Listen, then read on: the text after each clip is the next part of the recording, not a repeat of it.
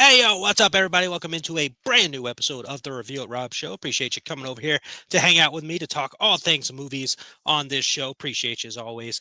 Man, just got done watching the Oscars. This is going to be an Oscar reaction episode. We're talking about some of the winners, not all of them. There's a lot of awards that went out there. Congratulations to all the winners. But I will be talking about some of the bigger ones that I took down here, and we're going to get some instant reactions on those, especially one that is a bit of a surprise that happened with one of the big four categories there in the end. So we're going to talk about that as well. Got some news to talk about. We got some DCU news stuff to talk about as normal on this show and some other fun things. Just real quick housekeeping that I do have another show called Into the Fog where I talk Halloween Horror Night stuff. Please go give that a check out. That also comes out on this show, this channel, YouTube channel weekly. So please hit that like, subscribe, share, all that stuff, man. But without further ado, let's go ahead and jump into the Oscars. The 2025 Oscars just concluded, and we have some things to talk about, man. So I don't have this, I don't think, in full order, but I believe the first award of the night was Best Actor in a Supporting Role, and that went to, not surprisingly, Kieran Culkin for the film A Real Pain. He's a fun actor, man. Like, he's a really good actor. Always gives great speeches when he wins awards. He's been winning awards a lot lately. It was not really much of a surprise that he won tonight's Best Supporting Actor role. It kind of seemed like it was going to happen. So much congratulations to him. And he gave another fun speech as always. RDJ, Robert Downey Jr., introduced him there, and they both kind of quippy actors with the stuff they talk about and all that. So a fun introduction there. Let's see. The Best Supporting Actress role winner was Zoe Saldana for Amelia Perez. Now, Zoe is a fantastic actress. I do not take anything away from her. I'm happy for her. She's been great in everything I've seen her in. She's just, again, absolutely great actress. But the way I put it on social media, great actress, terrible movie. That movie is absolutely terrible, deserved no awards whatsoever. Um, yeah, just a craptastic movie. A lot of people I saw were said Ariana was snubbed, which we can feel whatever way we want to feel about that. But Zoe Saldana, again, great actress, but that movie should not win any awards unless it's like Razzies for just absolutely terrible awards. Just mentioned Wicked. It did get a couple wins. It won for costume design and production design. So fun stuff there, cool stuff, cool creative things there for the Wicked team. Wicked fans may be feeling a little upset. Not too many awards anywhere else for them, but kind of seemed the way that was going to go throughout all of the awards that have been going on. Wicked has not really won too much out of any of those things that have happened throughout the last couple of months with all the awards happening and all that stuff. So Wicked, some people will say was snubbed in a couple of award areas. I'm fine with the awards that it won. I think production design and costume design is pretty good wins for them. Um, and talking about other snubs, the in memoriam, they do that every year, and for some reason, some year they always leave people off, and I don't know how they continue to do this. It's insane how they continue to do this, but they did the in memoriam, and they had Gene Hackman in there, so it's not a matter of being too soon for them to put or include anything, especially it's just video, like little video clips that they put in there. But they stubbed Michelle Trachtenberg was not mentioned, which is insane how they missed her. They did not mention um, Tony Todd, which again, insane. How do you not mention Tony Todd? And then they did not mention Olivia Hussey from freaking Black Christmas. And again, not too much surprise. All three of them have been in horror films, and Oscars hate horror movies. So, um, again, they just miss people. They got Shelley Duvall in there. No, I don't know. I don't know how the Oscars continue to do that. Like, it's every single year they seem to leave somebody off, but they did it yet again this year, and that's just ridiculous by all means, just absolutely ridiculous. Let's see, makeup and hairstyling, an award that the Suicide Squad won. This award went to The Substance. They got a couple of wins tonight as well. The Substance winning for makeup and hairstyling. I see very good makeup effects in that film, so they did a good job there with that one. Let's see, The Brutalist picked up some awards tonight as well for original score and cinematography. Cinematography, thing I don't talk much about on the Review Rob show, but it did win for that. There is another award that it won. I'll get to that in a moment. Let's see, Dune fans, you picked up 2 wins back to back on the show with sound and visual effects. Makes sense for that movie. The movie is a big visual effect film, so makes sense that they would win for those 2 awards. Let's see, am I missing anything? Flow one for animated feature film. A lot of people are expecting The Good Robot to possibly win that one, but Flo ended up winning. I think it's called The Good Robot. I might be wrong, but Flo ended up winning that one, which I've heard is a very good movie. So I have to check that out at some point in time. All right, and then the big four of the night: best actor in a leading role, actress in a leading role, directing, and best picture. Adrian Brody, I mentioned a moment ago, I said I would get back to the Brutalist. Adrian Brody wins for best actor in a leading role, which I think was expected by a lot of people. They were expecting him to pick up that award. He gave a very long speech, but he, again, good credit to him. I have not seen The Brutalist. I think that movie is like, what, 15 hours long? So I've not seen The Brutalist, but maybe eventually I'll watch it. But also, have not seen that last Scorsese movie. That was a long time frame watch as well. But I have no problems with that. Adrian Brody, talented actor, so I have no issues with that. And then the final three big awards went to the same film. Best director went to Sean Baker, and I have his award, his speech pulled up, or part of his speech pulled up, because he gave an awesome. He said an awesome. Actually, let's go and go with that now. That's how the show works, man. We do things on the fly, kind of. I already got it pulled up, so we're gonna play this. Great speech, man. Listen to this, and I couldn't agree even more with what he is saying here. Here we go. I'm gonna put this down. So we're all here tonight and watching this broadcast because we love movies. Where did we fall in love with the movies? At the movie theater. Watching a film in the theater with an audience is an experience. We can laugh together, cry together, scream and fright together, perhaps sit in devastated silence together. And in a time in which the world can feel very divided, this is more important than ever. It's a communal experience you simply don't get at home. And right now, the theater-going experience is under threat. Movie theaters, especially independently owned theaters, are struggling, and it's up to us to support them. During the pandemic, we lost nearly 1,000 screens in the US, and we continue to lose them regularly. If we don't reverse this trend, we'll be losing a vital part of our culture. This is my battle cry. Filmmakers, keep making films for the big screen. I know I will.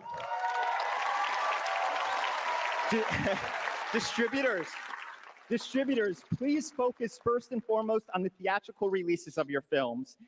Neon did that for me, and I thank you from the bottom of my heart. Parents, introduce your children to feature films in movie theaters, and you'll be molding the next generation of movie lovers and filmmakers. And for all of us, when we can, please watch movies in the theater, and let's keep the great tradition of the movie-going experience alive and well. And one last thing, my mother introduced me to cinema at 5 years old. Today is also her birthday. Happy birthday, Mom. I love you. Thank you for everything. And this is for you. Absolutely great speech. Great shout out to the mom. Always got to love your moms out there. So he absolutely is 100% right. I'm somebody who absolutely loves going to the movie theater at all points in times. I don't hate streaming with a passion, but I would prefer always being able to see a movie in theaters. I see movies I probably shouldn't even see in theaters, but I go there because I love the experience. I love that. I love supporting movie theaters and helping them continue to live. Like, it's a dangerous time for movie theaters. Like, it's like he mentioned, thousands of them have closed, and we don't need that. We don't want that, and it's not good for the movie business at all for it to just close out of movie theaters. That movie theater experience is extremely important. So I completely agree with him. Going to support him as long as I can, because I mean, that's just, I mean, he's speaking the truth. He's speaking the truth. Go to movie theaters, go support them, go see theater movies the way they're meant to be seen on the big screen, man, because they are much better experience all around when seeing those things in theaters, as opposed to streaming at home. Streaming at home is fine, but movie theaters are much better, and it's much more important to go see them in theaters, man. So hopefully we'll get more people out there after that. Hopefully more people will enjoy the theater experience. I know it's tough sometimes. There's a lot of annoying people that show up in theaters, um, but you got to go, man. You got to go support them. Not just for those big freaking blockbuster movies either, man. Go out there and support all kinds of things, man. Go to. I love it. I love going to the movie theater. I'll go to the movie theater as much as possible when I can. I will be there, man. I gladly got my Regal pass. I will gladly go there as much as possible. Get me some concessions to help the movie theater, and then just have a good time and watch a movie in theaters, whether it's a great, fantastic movie or whether it's a movie I probably shouldn't have seen in theaters. I will still be glad that I went there and saw it in movie theaters. For the most part, some movies stink. Looking at you, Night Swim. All right. He Best Picture went to Anora. Anora won Best Picture. Um, I don't know if it's too surprising or not. I know a lot of people were hoping The Substance would have won. Some people were thinking The Brutalist would have won there. It's um, it's interesting to say the least. I don't know if I would have fully expected it to win. I did watch Anora not too long ago. I liked that movie. I thought it was good. Um, but yeah, I guess that's a bit of a surprise win for Anora to take Best Picture. And then finally, last award to talk about here is the big shocker of winners, and this is actress in a leading role. That one went to Mikey Madison, who stars in Honora, which she's a really good actress, man. I have no issues with her. I have no quarrels with her. I liked her performance in that movie. I think she did a really good job with everything she did, and I have no problem with her. She's deserving of the win, but it is very surprising, very shocking. It did seem like leading up to kind of shocking. Leading up to the events of this, again with other award shows that have taken place, Mikey has won some awards herself, but Demi was picking up a lot of wins, and we thought Demi Moore was going to end up getting the wins. But long history in Hollywood, I thought it'd be one of those times where they're giving a um, legendary actress an award finally for a very strong performance, not just handing her an award because of her career, but a very strong performance in The Substance. And surprisingly, she did not win. Like that was something that I think a lot of people were kind of expecting. Maybe they were overly hoping for it to happen, but she did not end up winning the Best Actress award, man. So sound off in the comments. Let me know what you're thinking about the Oscars if you watched them, if you enjoyed them. I liked Conan as a host. Conan's fun. I've always liked Conan O'Brien. Obviously, nobody's ever going to be as good as Ricky Gervais, it seems, but I thought he was fun. He had a good time out there. I will give a shout out to Ariana Grande for singing Somewhere Over the Rainbow. She did a fantastic job. Nothing will ever be as great as Judy Garland's performance of it, of course, but Ariana did a fantastic job. Cynthia did a great job with their Wicked opening as well.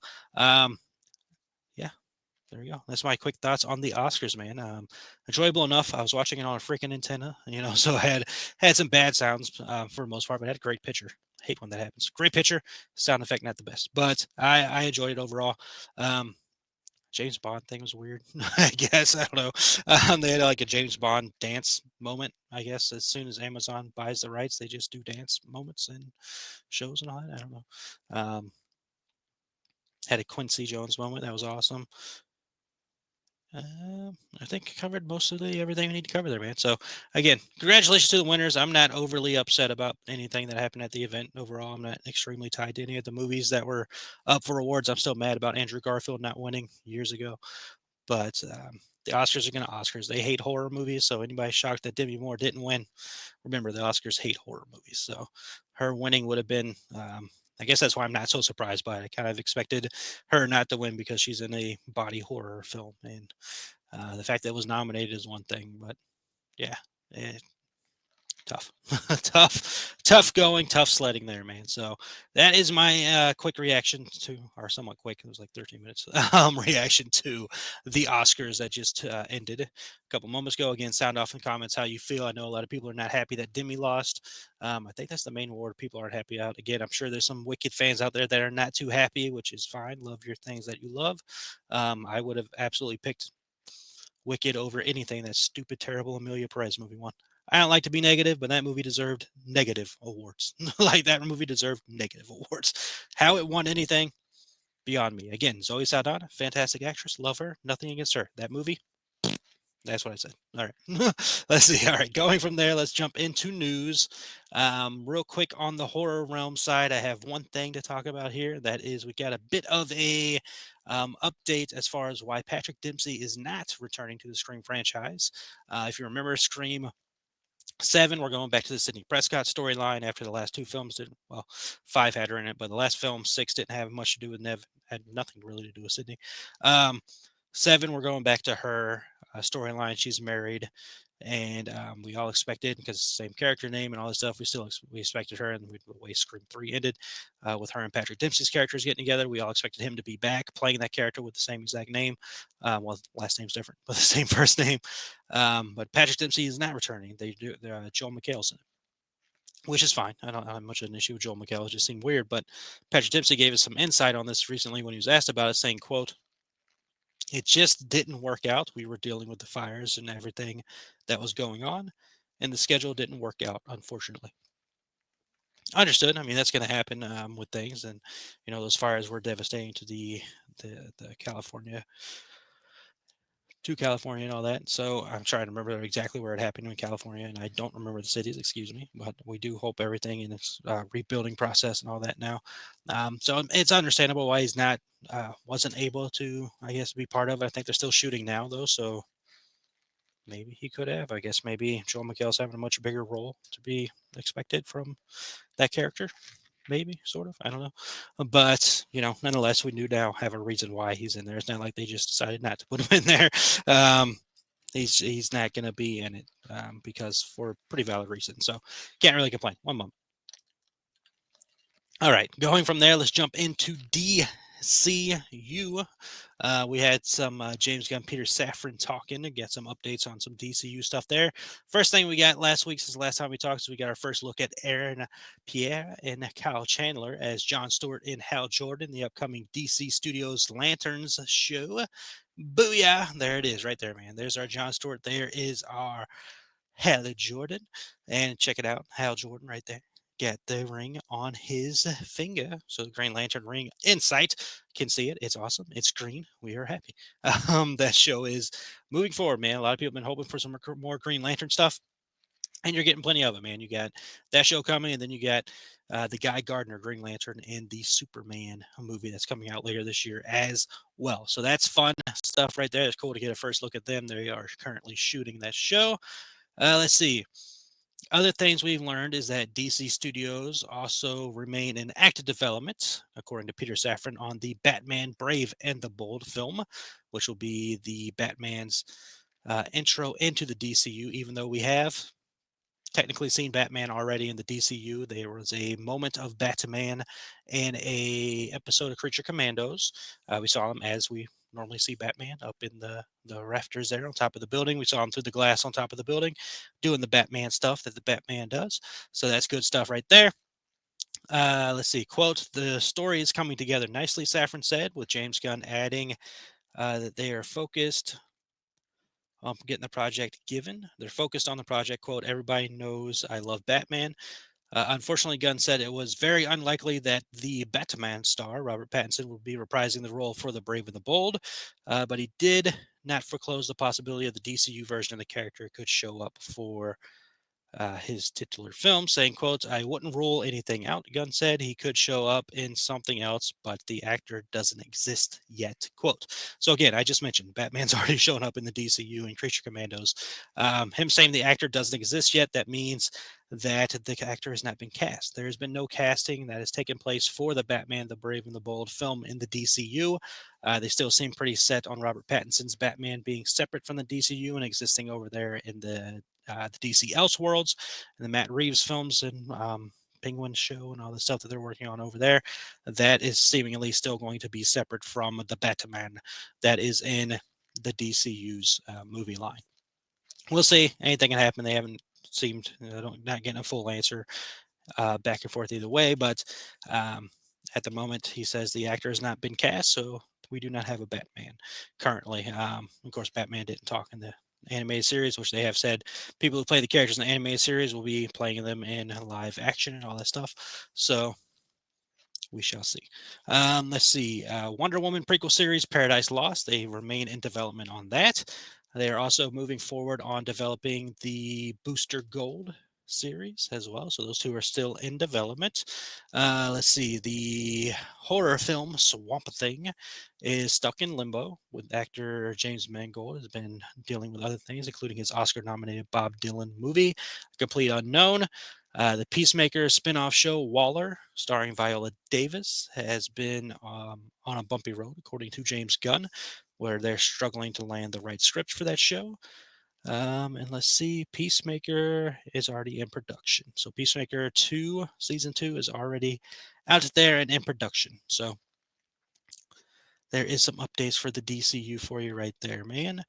And then last bit of news to talk about, which I guess this has been rumor milled, and I'm still surprised by this, but it's been pretty much confirmed at this point. John Lithgow will be playing the role of Albus Dumbledore in the HBO Harry Potter series, with Lithgow saying, quote, "Well, it came as a total surprise to me. I just got the phone call up at the Sundance Film Festival, and it was not an easy decision because it's going to define me for the last chapter of my life, I'm afraid, but I'm very excited," end quote. So he's basically said that he has accepted the role. He told them yes, is what he also said in that quote. So this is interesting, man. And nothing is John Lithgow. John Lithgow is a great actor. I remember growing up. My early years growing up, I watched Third Rock from the Sun a lot. Loved that show so freaking much. Great show, and that's where I was first introduced to John Lithgow. Now, of course, throughout the years, I've seen him in other things and seen that he is a wide array of abilities when it comes to acting. He actually has a movie coming out later this week called The Role of Jenny Penn, horror film. Um, Great actor, like absolutely great actor. I would have never pitched that in my mind that he would be playing Albus Dumbledore. It just never crossed my mind that that was a possibility. And it's also another thing to look at here is that I double checked, and then unless Google's lying, he's not an English actor. He's an American actor, and which I pretty much assumed he was an American actor, anyways. But he's not an English actor. He's not a Scottish actor or anything like that. Which is interesting because if you remember in the Harry Potter movies, like the goal was to have everybody from like that region playing the characters from playing the characters in the films because that was J.K. Rowling's world that she created over there with the Harry Potter stuff, and that was her ask for the movies and all that stuff. It seems like that's not the ask for the show. Obviously, with him being an American actor, they're obviously going away from that. And of course, we had American actors in the Fantastic Beasts and all that stuff. So it's not insane to think about that, but that actually takes place in it's not fully in Hogwarts and all that stuff. So, that's a more understandable take there as I get up close and personal here. Um, did my up close and personal there, but it's a weird casting. Like, it's an unexpected casting. Again, very talented actor. Can't take nothing away from his acting ability, but that's just something I would have never pictured in my mind happening. So, yeah, I don't know. I don't know. I guess J.K. Rowling's not as into the idea of having that region over there being the actors and actresses. I don't know. I don't know, but I know I'll be watching it. Love those Harry Potter books. Love those Harry Potter movies, and I will gladly be watching those Harry Potter shows, man. I have a fun time with it because I love that Wizarding World, just like I know you Wizarding World people out there love it too. So that's gonna do it for this episode, man. We talked the Oscars again. Let me hear your reactions to the comments. I know some of y'all ain't happy about these awards. Some of y'all are mad about how the awards went down. So let me hear what you're thinking about that. Um, I still say Ariana for supporting actress. Yeah, but again, fantastic job with Somewhere Over the Rainbow. Record that and let me listen to it. Wicked 2 comes out later this year as well. But exciting nonetheless. We talked about that. We talked about DCU updates. We talked about Scream 7, why Patrick Dempsey's not in it. And then finally, John Lithgow being cast as Albus Dumbledore, which is the only casting for that show. Question mark. I haven't seen any other casting. I've seen rumors of castings, but I haven't seen any actual confirmed castings yet. We'll be again the review Rob show will have that for you if and when it happens. But for now, that is it for this show. So as always, appreciate you hanging out with me. Hopefully you had a good time with this show. I'm a goofball. And I like to just talk movie stuff, man. I'm on this show again. I have another show talking about Halloween Horror Nights. I'm still a goofball over there, man. Wolfman Rob over there, but still a goofball. Woofy goofball. Woof ball. Anyways, that show on this channel as well. Check it out again. Please like, subscribe, and all that stuff, man. Have a good time. We have fun over here. I'm an idiot, but we have a good time. And I like to always remind you that you do matter. You are absolutely incredible. You are capable of incredible things. Don't let that voice in your head mess you up, man. Don't let the world mess you up. Don't let social media mess you up. Keep focused on your focusing. Keep focused on your dreams. Keep focusing on your path to achieving all those goals and those dreams, because you can absolutely do it, man. Set your mind in motion. Set your heart in motion. You got those two working for you. You're good to go. Like, just believe in yourself, trust in yourself, because you are capable, incredible things. You matter. You are very important. So believe in yourself, love yourself, keep fighting for those goals, keep fighting for those dreams, man, and they'll happen for you. Just believe in it, trust it. There's a process. Work with that process. You'll be there, man. Believe in y'all. As always, remember that happiness can be found even in the darkest of times if one only remembers to turn on the light. Talk to you all next episode.